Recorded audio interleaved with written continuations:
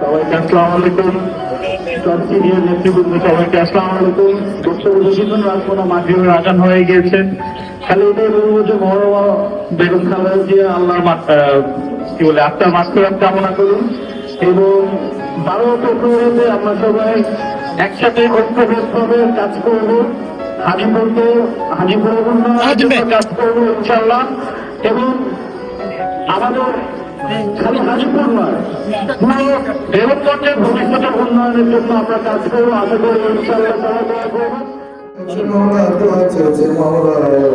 আল্লাহ সকলকে সুস্থতার নিয়ামত দান করুন মাওলা।